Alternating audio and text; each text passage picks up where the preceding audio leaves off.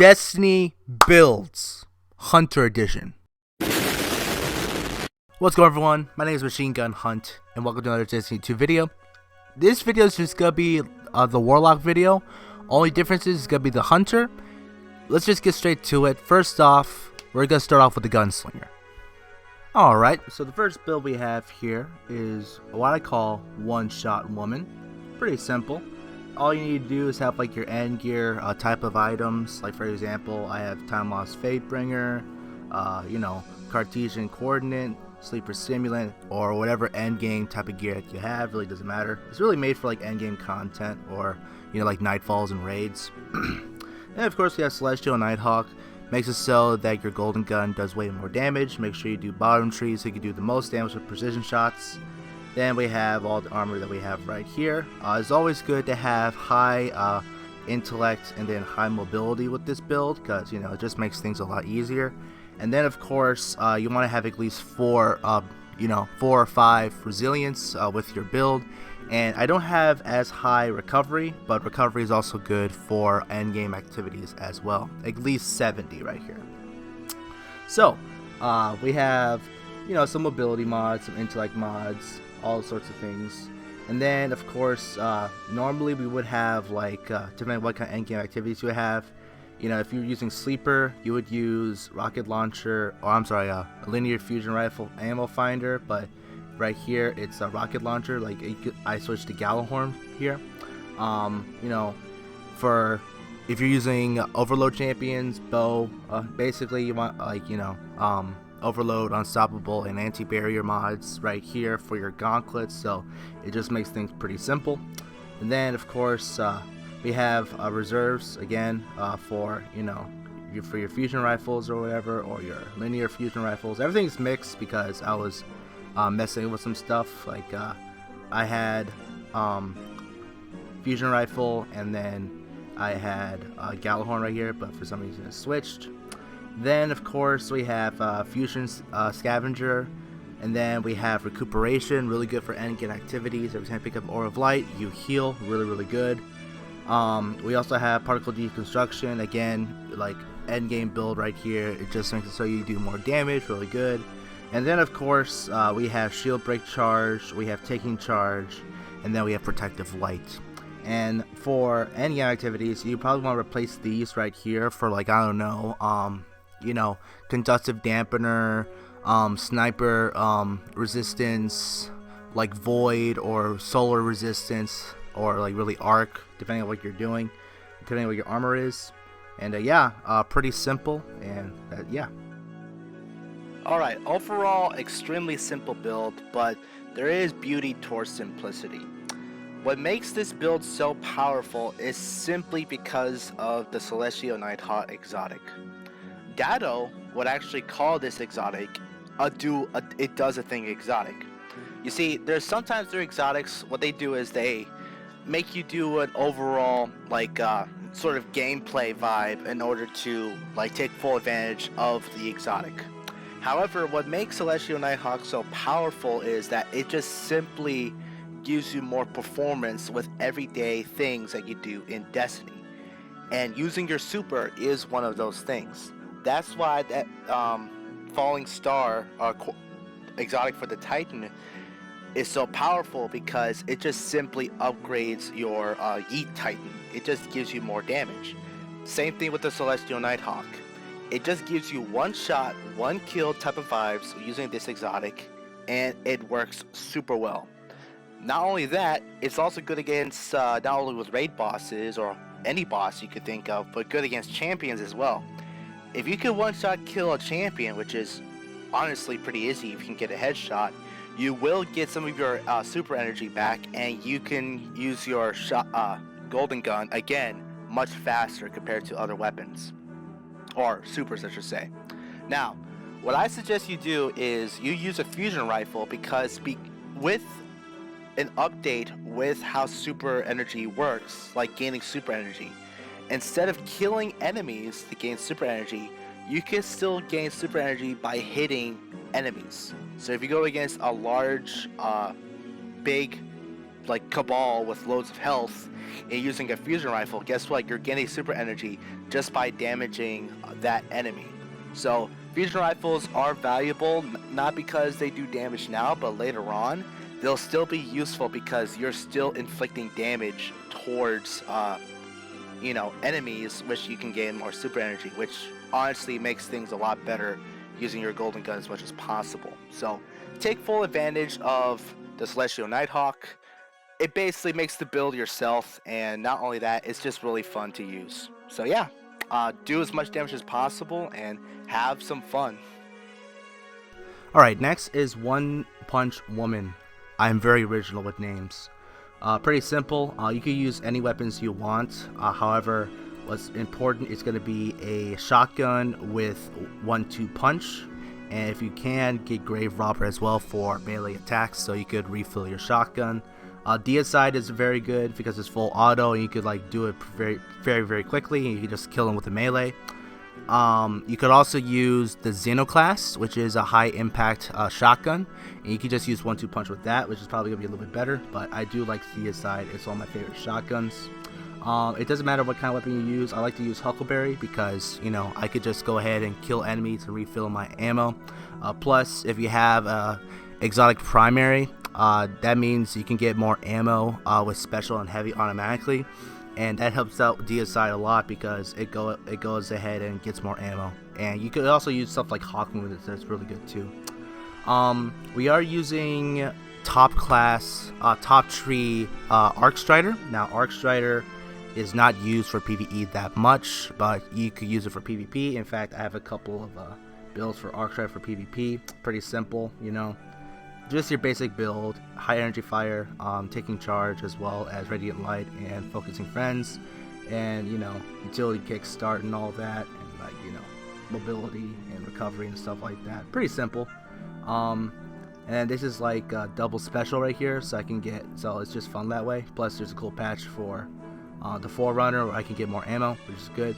If not, I could just use this one right here, Darkest Before, Risk Runner, and it's basically the exact same thing right here. But for PvE, what's good is that you have combination blows, which makes it so that you do more damage every time you do a special melee hit. So if you combine that with your dodge, where you can get your melee energy back, it basically stacks with each other. So you could roll punch, roll punch, roll punch, and you could basically be punching things all around. One of my personal favorite builds and subclasses to use for Hunter. Yeah, I just like using it a lot for like everyday activities. Now, what's good is you can have Liar's Handshake, which makes it so you get cross counter. What makes it really powerful is that it gives you cross counter every time you use an arc melee ability or being hit by a melee attack. It will allow you to follow up with an extremely powerful melee counter punch that will heal you. So you basically get double healing and double damage for your combination blow top tree Arc Strider with cross counter. Very good with this build. Like, you're basically unkillable with that. What's also very important is you don't have to worry about stats because you are rolling and punching. You don't have to worry about mobility or strength with this build, which is very good. The only thing I would invest on is recovery and maybe some resilience. So 4 or 5 resilience is all you need. You don't need that much. Intellect, you don't really need that much intellect. You're just punching things a whole bunch. I mean, if you like using Arc Strider Super, I guess you can get some highly intellect. I do have 69 intellect. That's probably the perfect intellect that Saitama would have if you're a One Punch Man fan. Again, just investments for those stats. I do have hands on. It does give me more super energy on melee kills. However, what's probably better is going to be investing on ammo finder mods, especially for shotgun. So you probably want to use those. I do like using momentum transfer. Every time you throw a grenade, you can go ahead and get your melee cooldown come back in case you lose your melee and your dodge ability. Like, if you're doing a mistake, you can use your grenade and get your melee back, and you can go back to punching things. Really good. Melee resilience, really good if you're meleeing all the time, because they will punch you, so it's probably good to stay alive as much as possible. and you can get some shotgun reserves in order to keep that deicide ammo going. And then particle fusion rifle scavenger just for, you know, threaded needle, recuperation really good for healing when you're picking up orbs of light. And then of course you have particle deconstruction. You can basically put whatever you want on the class item here. Like you can have like kickstart for your rolling ability, but I don't really feel that's necessary. You can just use particle deconstruction, which is good for some activities. Lots of charge reliabilities, taking charge, reactive pulse, supercharge, protective light, and stacks on stacks. Normally I don't recommend having 2 charge of light abilities. However, I just love the combination with this with the Arc Strider. So you can get supercharge. You have 4 maximum charge with lights. You also get 2 charge of light stacks every time you pick up an orb. And then since you're healing a whole bunch, you don't have to worry about losing those charge with lights.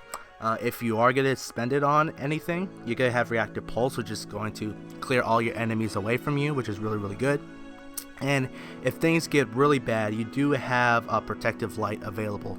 So basically, protective light is going to be your like end game plan. So if you are gonna die, then protective light is there for you. From my experience from using this build, protective light never activates, simply because you have not only 1 forms of healing, you have 3 freaking ways of healing, which is top tree Arc Strider. With punching, you gain your health. You have cross counter. Every time you hit an enemy, you get your healing. And then we have recuperation, which gives you even more healing. So that's just ridiculous right there. What's also good is you have 50 or 40 resilience, which you basically have enough resilience to survive a whole bunch of stuff, including like sniper shots or whatever. You also have melee resistance. You have all that stuff. You also have reactive pulse, which makes it so that if anything around you is nearby, it takes damage and then you can kill it automatically. So this basically makes it so that you're unkillable. This is very good for yellow barred enemies, including some champions, which is absolutely ridiculous. I actually like using this as a meme build, going against wyverns in the Vault of Glass. You can literally kill these wyverns in 2 or 3 punches, which is absolutely ridiculous. So yeah, that's One Punch Woman. Yeah, it's very, very fun, and I recommend you go ahead and try it out. Alright, next up we have a Voidwalker build. I call this Big G Damage. Now, what's unfortunate with Season 15 with particle deconstruction is that a lot of times with these mods, it basically makes it so that Night Stalker is not as useful anymore. Basically, the super is useless because you have this thing where you have debuffs. They don't stack with each other. Now, the only thing that does stack with debuffs is Divinity, which is a really good exotic for like 5-man activities or even like 3-man activities with Nightfalls. So basically, particle deconstruction has replaced the best debuff for lots of activities. So the super is not as useful at all. The only use for using Night Stalker is just clearing ads, just to make them not hit you, and plus you do have some invisibility builds that works very well with high end game activities. However, I use this build for solo activities, especially for lost sectors or solo nightfalls. In fact, I'll probably try out doing solo Grass of Avarice. I'm probably gonna use this build right here. What's the most important thing with this build is Galahorn. Now, Galahorn is very, very good for not only doing some boss damage, but it's also good for ad clearing. Basically, the goal for this build is to use Galahorn as a primary weapon. So, pretty simple. We do have Galahorn, and what's also important is that we are using the 6th Coyote. This makes it so that you have an extra dodge ability. So instead of having 1, you have 2. And the goal for this build is to have as much mods as possible that helps out Galahorn. So this is a build where you want to have 100 mobility, so you could dodge as much as possible, so you could reload Galahorn as quickly as possible, so that you can go ahead and do as much damage as possible, using that word a lot, against bosses, against ads, against a whole bunch of stuff. Double rocket launcher and ammo finder is a must. You're using Galahorn 24/7. You absolutely need it. What's good is that if you're doing like some nightfall activities, you could go ahead and invest that into certain weapons. So like for example, I'm using a bow and a auto rifle, so I'm using anti-barrier auto rifle and overload bow. But the cool thing about this is you don't have to worry about whatever seasons it is, so you can just switch your weapons, no problem. Rocket launcher reserves, very important. What's important about this is that instead of having 7 on your Galahorn, you get 9, which is very good. Since you're going to be dodging a whole bunch, you have as much rocket launchers ammo as possible, and it's very important to have that ammo there once you use your ability. And then of course a rocket launcher scavenger, this gives you the maximum amounts of times that you get Galahorn shots. Very important, of course. And then of course we do have taking charge, we do have charged up, which you can get up to 3. And then we have ardent ordinances for 3 ardent ordinances on our gear. As you can see, we have 4 solar pieces of armor, and then that makes it so we can have 3 ardent ordinances. This makes it so that Galahorn gets an increase in damage by 35%. Not only that, it does give us increased reload speed as well in case we run out of our dodges, which is very good. So pretty simple build. What's good about it is that you could use the I forgot what tree it was. I think it was top tree. That every time you dodge, you could become invisible, which is really good for solo activity. So you don't have to worry about enemies hitting you. And since you have maximum amounts of mobility, you could just spam dodge abilities as much as you want. So this is very easy to use. You just have your Galahorn, shoot your 2 shots, dodge, become invisible, shoot, dodge, become invisible, shoot, and you can shoot 6 Galahorn shots within like 5 or 6 seconds. Very good for burst damage, very good for killing out ads, and this is basically the Galahorn build. Now, what's also interesting is that what you could do is, instead of using double primary for like champions and stuff like that, you could use double specials. And what that happens is apparently that you can get more special ammo and heavy ammo to spawn because you don't have any primaries. And if you're killing a whole bunch of enemies just by using Galahorn, that gives you the maximum amount of enemies to die and spawn more ammo. And what's really good is you can also use lead from gold for both your specials, and you can get special ammo from that too. So yeah, what I personally have is I have a shotgun, a full auto shotgun that has lead from gold. And I also have that wave grenade launcher that also has lead from gold as well. Very good. You can get as much Galahorn shots as possible from that, and you can get the maximum amount of ammo just with the double special. So really fun solo build, pretty simple. Just shoot your Galahorn and just see things die. Excellent build, one of my favorites. Alright then, now this build, holy crap, this is one of the best builds that I've ever seen in my entire life. So let's go ahead and review how this works. You have Revenant Hunter class, okay? Now Revenant has become much more popular this season because says Night Stalker isn't a thing anymore with high-end activities. Revenant has become much better because of Focusing Lens. Now, unfortunately, Focusing Lens has been nerfed, but it's still good for Warlocks, which is very good. This build is meant to give you as much orbs as possible. So, we have Silence and Squall. We have Gambler's Dodge. You get your melee ability every time you dodge near an enemy. You have Triple Jump. You have Withering Blade. Toss a stasis shuriken and gather and targets with damage and slow them.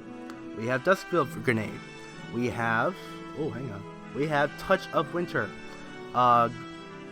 Your Glacier, Duskfield, or Cold Snap grenade is enhanced, and we're using Duskfield, so it increases our slow field and creates a small stasis crystal on impact. Now we also have Grim Harvest, which makes it so that we get it makes it so that every time we kill enemies, slow or freeze enemies, that we get shards. Now these shards are absolutely important, simply because it makes it so that we are able to go ahead and get more melee energy, which is very, very important. Alright, so what we have here is, since we have both of these aspects, it gives us 5 different types of stasis fragments available. So what we have is a Whisper of Darians. I think I'm terrible with this pronunciation. This makes it so that your slow from your abilities last longer. For those abilities that linger, the duration will also increase, which basically makes them slow / frozen for the longest amounts of time. Plus it gives us plus 10 strength, which is very, very important. Nearby stasis shards tracks your position, which is very great. What we also have is increased melee energy gained from picking up shards, which is very, very good.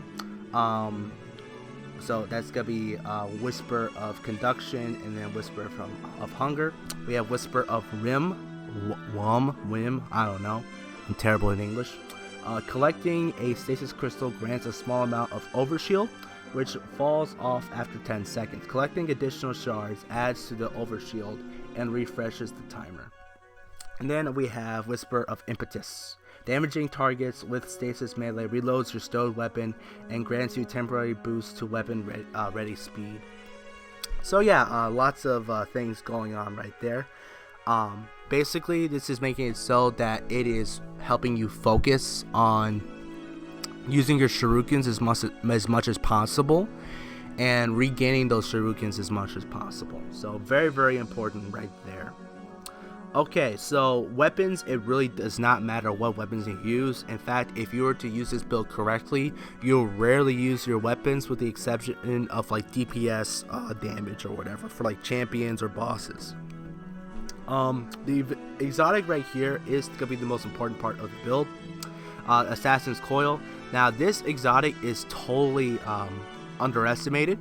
This makes it so that it gives you the ability of Vanishing Execution. Powered melee final blows grants invisibility and restores a portion of health and shields. Finisher final blows against more powerful targets increases the duration of the invisibility and the amount of health and shields are restored. So basically the goal of this build is to spam as much shurikens as possible, killing enemies. You are healed and you become invisible. You're not going to die, and you're not going to have as much like enemies able to be all over you because they can't see you. Very, very, very, very powerful. Now what's unfortunate about this build is that there's lots of seasonal mods that's going to be available. However, what's good about this build is I could switch it around because of the because of the wells, mods. Like for example, I will show you this in a little bit, but what's important about this build, you want to have as much strength as possible. So 100 strength would be ideal, but 90 is plenty enough. If you're going to be dodging a whole bunch, you will want to have your dodge, so you probably want to have your mobility as max as possible. And normally I would have high amounts of recovery. However, if you're killing lots of enemies, you will be healing a good amount anyways, so mobility isn't that important. However, I would suggest having at least 40 or 50 recovery. And then of course resilience, at least 40 resilience will do. Alright, so once I show you the mods, everything will make sense. We have hands-on. We get bonus super energy on melee kills. When you use your shuriken, you kill enemies, you get more super. Easy as that. Plus, as you can see here, I think one of these gives you more super energy when you use your stasis. No, it doesn't. Okay, so yeah, there's that. No. I'm confusing myself. Okay, so we do have anti-barrier auto rifle. It's probably good to have at least one, mod that makes it so it's good against champions. So, what's probably best is gonna be overload, because overloads are really hard to kill. So that's probably the best option right there. We do have Theromatic Blooming. Defeating a combatant with solar or stasis melee creates an orb of power. Now, this is step 1 for making orbs of power right here. we have Conducting Dampener and Arc Resistance just to get more, resistances and defense with this build. Using ammo mods isn't that important with this build because you're not going to be using your weapons as much.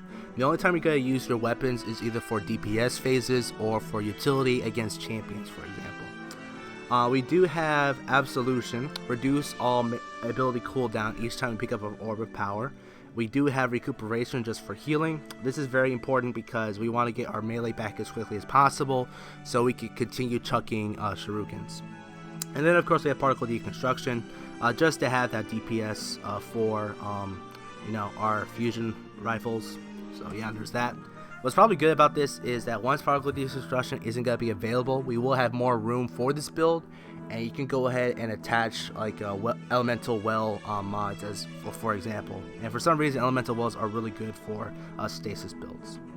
Now for our Charge of Lights, we do have Taking Charge, we have Radiant Light, we have Striking Light, we have Heavy-Handed, and then we have Stacks on Stacks. We are maxed out with our build with Charge with Light abilities. Now what's unfortunate is all 5 of these, it makes it so that we can't make any more options to switch around.